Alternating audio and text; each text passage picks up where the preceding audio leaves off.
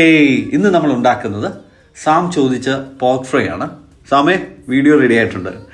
Pork fry ഉണ്ടാക്കുന്നതിനായിട്ട് pressure കുക്കറിലേക്ക് പോക്ക് cut ചെയ്തിട്ട് അതിലേക്ക് turmeric powder, chilli powder, coriander powder, garam masala, ginger garlic paste, salt, crushed black pepper, പിന്നെ ഒരു 1 ടീസ്പൂൺ ഫെനൽ. ഇനി ഒരു ഹാൻഡ് ഗ്രൈൻഡറിൽ ഷാലറ്റ്സ്, ഗ്രീൻ ചില്ലീസ് ഇത്രയിട്ട് നന്നായിട്ട് ചതച്ചെടുത്ത് ഇതും നമുക്ക് ഈ പ്രഷർ കുക്കറിലേക്ക് ഇട്ട് നന്നായിട്ട് മിക്സ് ചെയ്യാം. ഇത് മിക്സ് ചെയ്ത് കുറച്ച് നേരം മാറ്റി വെക്കുകയാണെങ്കിൽ ബെസ്റ്റ് ആയിരിക്കും.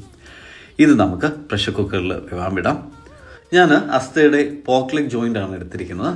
ഇതൊരു 5 വിസിൽ ഹൈ ഫ്ലെയിമിൽ അടിച്ചപ്പോഴത്തേക്കും റെഡിയായി. ഒരു ഫ്രൈങ് പാനിൽ കോക്കനട്ട് ഓയിൽ ഒഴിച്ച് അതിലേക്ക് coconut slices, Julian ginger and garlic, അതിന് പുറകെ സ്ലൈസ്ഡ് ഓണിയൻ ചേർക്കാം.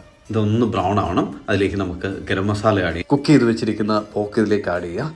പൊടിച്ച് വെച്ചിരിക്കുന്ന ഫെനലും ബ്ലാക്ക് പെപ്പറും ആഡ് ചെയ്യാം. കറി ലീവ്സ് ഇതിലേക്ക് ഇടുക. നന്നായിട്ട് മിക്സ് ചെയ്യാം. സ്ലോ ഫ്ലെയിമിൽ ഒന്ന് വരട്ടിയെടുക്കുക. എന്നിട്ട് നമുക്ക് സെർവിങ് പ്ലേറ്റിലേക്ക് മാറ്റാം. ഞാൻ പേഴ്സണലി ബീഫ് ഫ്രൈഡ് അത്രയും ഡ്രൈ ആക്കില്ല പോർക്ക് ഫ്രൈ. കൂടുതൽ മസാല ഉണ്ടാവും പോർക്കിൽ. പിന്നെ ചുറ്റിപ്പണിഞ്ഞ് കിടക്കുന്ന ഓനിയൻ സ്ലൈസസും ജൂലിയൻ ജിഞ്ചറും ഒക്കെ ഈ പോർക്ക് കഷ്ണത്തോടു കൂടി കഴിക്കുന്നതാണ് എനിക്കിഷ്ടം. സ്ലൈസ്ഡ് ഓനിയൻ മേളിലേക്ക് ഇട്ട് ഗാർണിഷ് ചെയ്യാം. എല്ലാവരും ട്രൈ ചെയ്യുക. Thank you.